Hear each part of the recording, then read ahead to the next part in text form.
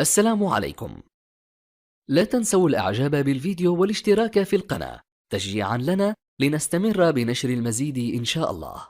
بسم الله الرحمن الرحيم. السلام عليكم ورحمة الله وبركاته. كل سنة وحضراتكم طيبين وسنة سعيدة عليكم يا رب العالمين، ومن نجاح لنجاح ومن توفيق لتوفيق، وأدام الله عليكم الصحة والعافية، ويا رب تكونوا حضراتكم كلكم بخير. النهاردة موضوعنا شيق وممتاز، يا ريت تسمعونا، ولا تنسوا الاشتراك في القناة وتفعيل زر الجرس بفضل الله والإعجاب ليصلكم إن شاء الله كل جديد. وان شاء الله النهاردة احنا هنتكلم عن موضوع تسمين العجول البقري على الاعلاف الجافة بالتفصيل بفضل الله. اي واحد في الدنيا عايز يعمل مشروع، عايز يعمل مشروع عشان يكسب، عايز يعمل مشروع عشان ينجح، عايز يعمل مشروع عشان يزدهر، عايز يعمل مشروع عشان يوصل لأعلى، يجدد من المستوى اللي هو فيه. كل واحد طمعان انه يبقى فوق ويبقى الدنيا كويسة معاه، وكله بفضل الله. ولكن عشان اوصل للنجاح، او عشان ابقى راجل آه، في وضعية ممتازة، سواء كان بقى في مجال الصناعة، في مجال الزراعة، في مجال التسمين، في مجال تربية الحيوانات، في اي مجال خلقه ربنا، او اي مجال اتوجد لينا على وجه الارض، اي واحد عايز يظهر فيه ويبان انه هو بروفيشنال، طب رقم 1. طيب احنا عشان نبقى كده لازم نعرف كل حاجة عن اي مشروع احنا لازم ندخله. يعني انا النهاردة عايز اخش في مجال التسمين، ادور على ايه الحاجات اللي مطلوبة مني عشان اعمل دورة تسمين ممتازة، وفي نفس الوقت اخد اعلى عائد، وفي نفس الوقت ما اغلطش في اللي غلط فيه قبلي. لا، انا اتعلم من اخطاء الاخرين، مش عيب. العيب انك انت تخطأ في نفس الخطأ اللي هم اخطأوا فيه قبل كده. تمام كده. طبعا عشان ما نروحش بعيد ونحكي في حاجة تانية، ان شاء الله النهاردة هنتكلم عن تسمين العجول البقري في على الاعلاف الجافة بالتفصيل بفضل الله. ولكن ما تبخلش علينا بالاشتراك في القناة وتفعيل زر الجرس ان شاء الله ليصلك منا بفضل الله كل جديد. طبعا احنا هنتكلم على استنباط الاعلاف الجافة. استنباط الاعلاف الجافة ايه هو؟ ايه هي الاعلاف الجافة؟ وليه انا باكل العجل عجول التسمين الاعلاف الجافة؟ ليه انا باكلها اعلاف جافة؟ عشان تديني زيادة في معدل نموها يوميا، مش على فترات، تديني معدل في زيادة يومي. طبعا بالاعتماد في عملية التسمين على برضو استخدام البرسيم، ولكن ليس البرسيم الاخضر، بل البرسيم الايه اللي هو بيسموه الحجازي، اللي هو بيدي للحيوان طاقة، بيدي للحيوان طاقة. اولا عشان نخش في تسمين العجول، عايزك تعرف شوية حاجات كده عن ايه هو تسمين العجول البقري. الاعلاف الجافة دي مادة متبعة في عملية التسمين، مادة متبعة في عملية التسمين. ليه؟ يعني هي قاعدة أساسية لأعلاف الجافة في التسمين. طيب فترة التسمين ديت بتبقى قد إيه؟ فترة التسمين دي بتبقى يا إما 4 شهور يا إما 6 شهور، وده بيتوقف على نوع الحيوان اللي أنت حضرتك جايبه، والحيوان سواء بأنهي ميزان عشان يديك فترة تحويل سليمة، وفي نفس الوقت تبقى ربنا كرمك وربحت من وراه. أولا بتشمل الأعلاف الجافة حاجات كتير جدا، من أهمها علف الذرة، وده والشعير، وكسر الفول، واستخدام كزب القطن، او استخدام عباد الشمس، او استخدام الفول السوداني.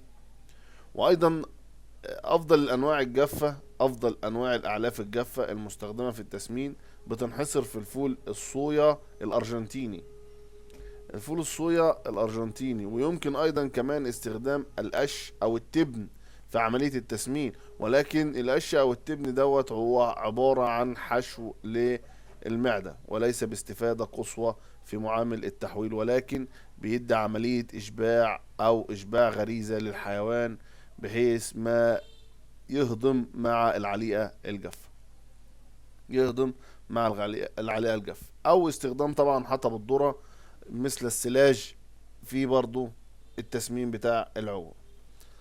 فاهمني؟ طبعا حضراتكم عشان تاخدوا بالكم من النقط ديت لازما تعرف ازاي افضل الانواع في فترة التسمين اللي انا هشتغل عليها.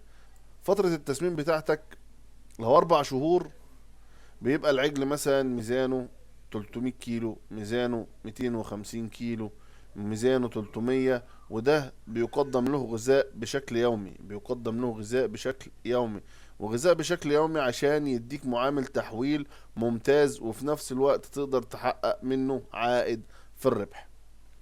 طبعا عشان اكل عجل وزنه 300 كيلو انا باكله حوالي 5 كيلو.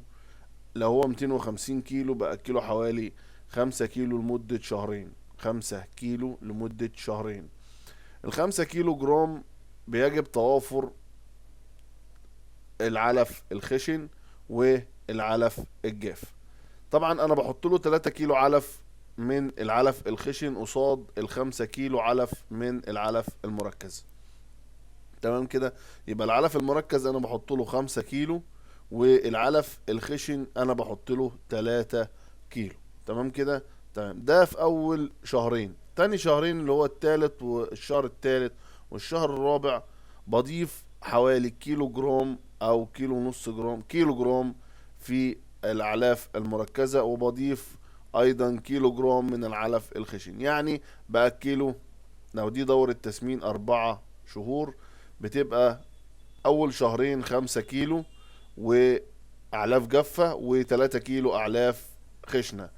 تاني حاجة في الشهرين التانيين باكله 6 كيلو علف مركز، و4 كيلو، اللهم صل على النبي، اعلاف خشنة. دي لو مدة التسمين 4 شهور. طيب. طب لو مدة التسمين بتاعتنا 5 شهور، بقوم بتسمين العجول لمدة 5 شهور. بيصل وزن العجل الواحد في فترة من الفترات، لو انا جايبه 200 كيلو في معامل تحويل ايا كان بقى، سواء كان مستورد سواء كان محلي، ده بيختلف مع حضرتك في التحويل. ولكن عشان انا اعمل مشروع زي كده بجيب متوسطات 200 كيلو، 250 كيلو، وابتدي اقوم على اعطائهم العلف المركز اللي بيه يقدر يديني معامل تحويل في اليوم. طبعا لو انا جايب عجل 200 كيلو انا باكله 4 كيلو علف مركز، وبضاف عليه 2 كيلو جرام من العلف الخشن. يعني النص بالنص، 4 كيلو علف مركز، 2 كيلو علف خشن. تمام كده. حتى نصل للشهر التاني والتالت وبيصل التسمين بتاعه في الوقت دوت. قول 5 كيلو علف من الأعلاف المركزة يوميا، وبيضاف إليه 3 كيلو أعلاف خشن. طبعا ده لو هو زاد الموازين. احنا بنتكلم ال5 كيلو والكلام دوت عشان احنا بنتكلم على عجل التسمين اللي هو الطبيعي العادي المحل بتاعنا. اما عجل التسمين العجول المستوردة فده بتديله قصاد كل 50 كيلو لحم، قصاد كل 50 كيلو لحم كيلو علف. يعني انت لو عندك عجل 300 كيلو بتاكله 6 كيلو علف لمدة شهرين. لو ده داخل عندك اول يوم. تاني شهرين انا بزود فيه التارجت بتاعه. تالت شهرين بزود فيه التارجت بتاعه حسب ميزان العجل. تمام كده. اما بالنسبة للعجول المحلية فانا باكلها الموازين ديت برضو. بس للأسف ان العجول المحلية جميلة برضو مش وحشة، ولكن كتقنية تحويل بالنسبة للأسعار او الغلاء اللي موجود حاليا ده يعني ايه، مش هيديني المكسب او مش هيديني توفير في الوقت الحالي اللي احنا بنتكلم عنه او اللي احنا عايشينه. فعشان اقدر انجح من ورا الموضوع لازم تقل عليا التكاليف، سواء كانت تكاليف استثنائية او تكاليف كمكان او تكاليف كمربيين او تكاليف ك عمال. كل حاجة لازم احاول اوفرها عشان اقدر اوصل الى اعلى تارجت في المكسب بفضل الله. وعايز اقول حاجة برضو لازم تاخدوا بالكم منها عشان ما نخرجش من الموضوع. عايز اقول لك ان الحيوان اللي انت بتربيه دوت حاجة من الاتنين: يا تستعنى بيه عشان تقدر توصل بيه لأعلى معامل تحويل وربنا يكرمك من وراه أحلى كرم، يا إما ما تخشش الموضوع. ليه؟ لأن أنت بتتعامل مع روح. أنت بتتعامل مع روح، فالروح دي محتاجة النظافة، محتاجة المعاملة الكويسة، محتاجة الشرب بانتظام، محتاجة تقديم العلف في توقيت معينة، في اوقات معينة، الشرب ده باستمرار. ان افك الحيوان والعجل وارجع اربطه تاني، ده جميل. ان العجول عندي سايبة، لازم أنا ابقى عندي مباشرة كويس جدا جدا جدا فوق ما تتصور، بالذات لو العجول سايبة. تمام كده. فانت خد بالك ما تخشش موضوع الا وانت عندك يقين تام انك انت بفضل الله هتنجح في المشروع، وعندك يقين تام ان ربنا يكرمك ان شاء الله من وراه احلى كرم. فطبعا عشان ما نخشش في مواضيع تانية، اتمنى انك تاخدوا بالكم من الكلام دوت. بس ما تنسوناش في الاشتراك والاعجاب وتفعيل زر الجرس عشان يوصل لكم ان شاء الله منا كل جديد، وفي نفس الوقت تستفادوا، وان شاء الله تبقوا في متقدمين في مشاريعكم. طبعا الكلام اللي احنا اتكلمنا فيه ده في فصل عنده 5 شهور. لو انا هعلف لمدة 5 شهور، طب لو انا هعمل بقى لمدة 6 شهور، 6 شهور العجل باخده وزن 200 كيلو. ده لو هو عجل مستورد باخده وزن 200 كيلو جرام. بقوم عليه بعملية تغذية كويس جدا جدا جدا جدا جدا. ليه؟ عجل ال 200 كيلو عجل بدايته، بداية التسمين بتاعته، يعني هو العجل اللي بتبقى الناس مقبلة عليه هو عجل ال 200 كيلو، عجل ال 250، عجل ال 300. عجل ال 300 ده مش عجل لحم بالنسبة للمستورد، عشان برضو تبقى عندكم معلومة. عجل ال 300 كيلو ده بيبقى عجل مهيأ انه يبتدي يحمل موازين تقيلة، مهيأ يبتدي يحمل موازين تقيلة. انا ممكن اديك حيوان بيحول 2 كيلو فيما فوق في المشروع، ممكن اديك حيوان بيحول 2 كيلو وربع، وده اساسيات ثابتة في التحويل. تمام كده. لكن مش هقول لك في حيوان بيحول 3 كيلو في اليوم او 5 كيلو في اليوم وانت تلاقيه بيحول كيلو في اليوم. طيب هتقول لي يا استاذ محمد انت هتدينا عجل 2 كيلو بيحول في اليوم. اه انا هديك، بس انا هديك الحيوان اللي هو بيحول 2 كيلو في اليوم دوت. انت فين بقى منه؟ انا هاكله بانتظام، بشرب، بتقنيه، بمعامله كويسه، باستضافه للحيوان، انا مهيئ له المكان اللي هو هيتعاش فيه. انا كده وصلت لاعلى تارجت تحويل بالنسبه ليا. اما لو انا شغال، يا ده الحيوان كده هو انا كده جايبه عجل مستورد انجص، شاروليه، لاموزين، سيمنتال، هيرفورد، براون، بلجن بلو، مونبليار، اي سلاله خلقها ربنا، السلالات دي معامل تحويلها عالي. طيب انا عشان اخلي معامل التحويل بتاعها عالي، مش لازم ان انا اديها اكل وشرب بكميات معروفة عشان اقدر انجح. عشان كده عايز تنجح في المشروع لازم أن تسمع، لازم أن تفهم، لازم أن تاخد بالك من نقط الضعف ونقط القوة. لازم أن تعرف عندك انهي نقط ضعف عشان تتجنبها، عندك نقط القوة تشتغل عليها تبقى اقوى. كده توصل لأعلى إنتاجية في مشروعك، وفي نفس الوقت بفضل الله تنجح. نرد تاني لموضوعنا. يبقى لو العجل وزنه 200 كيلو يبقى أنا هأكله إيه بقى؟ أسمع 4 كيلو علف زائد 2 كيلو علف خشن. يبقى أنا هأكله 4 كيلو علف زائد 2 كيلو علف خشن. بعد شهرين العجل هيزيد طبعا بفضل الله. بعمل ميزان للعجل، وده ضروري جدا يا جماعة. اي واحد مربي يبقى واخد باله من النقطة دي، يبقى عنده ميزان بسكول عشان يعمل عليه تيست، يعمل عليه تشينج، يعمل عليه ميزان كل فترة عشان يعرف الحيوان دوت بيجيب معاه شغل ولا ما بيجيبش. طب لو هو ما بيجيبش خلاص اعرف هو ما بيجيبش ليه، طب هو بيجيب اعرف برضه بيجيب ازاي. تمام كده. تمام. يبقى احنا عايزين نعرف العجول بتاكل قد ايه. يبقى احنا في ال 200 كيلو بنأكل 4 كيلو، وبنأكل النص بالنص 2 كيلو علف خشن. بعد شهرين طبعا بفضل الله بيزيد. بعد ما بيزيد بعمل له ششنة زي ما قلنا لحضراتكم، على حتة ان هي لازم يبقى عندي ميزان عشان اعمل عليه تشينج كل مدة.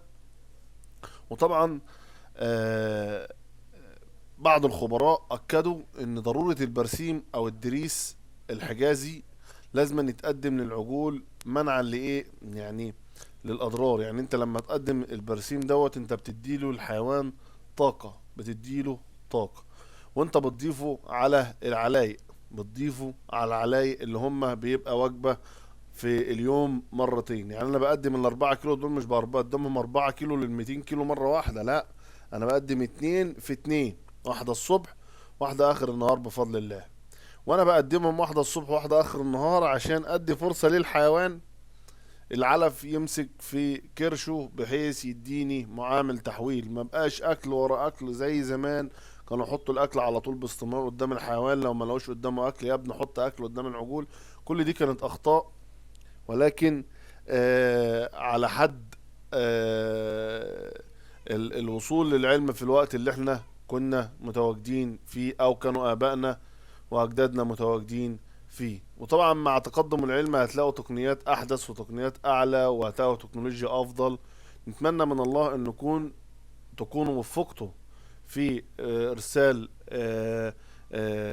المعلومات لحضراتكم، ان كنتوا لازم تفكروا ازاي ابني مشروع مظبوط، ازاي اعرف كل المشروع بيضم ايه وبفكر في ايه، عشان اقدر اوصل بيه لاعلى تقنية واعلى انتاجية، سواء كانت تسمين او سواء كانت البان، على حد النطاق اللي احنا بنتكلم فيه. يبقى نرجو أن نكون قد وفقنا إلى توضيح جميع المعلومات التي تخص تسمين العجول لمن يرغبون في الدخول في هذا المشروع. واحنا في انتظار ان شاء الله جميع استفساراتكم من خلال التعليقات، وسنقوم بالإجابة عليها فور وصول التعليق. وشكرا، والسلام عليكم ورحمة الله وبركاته. كان معكم محمد إبراهيم.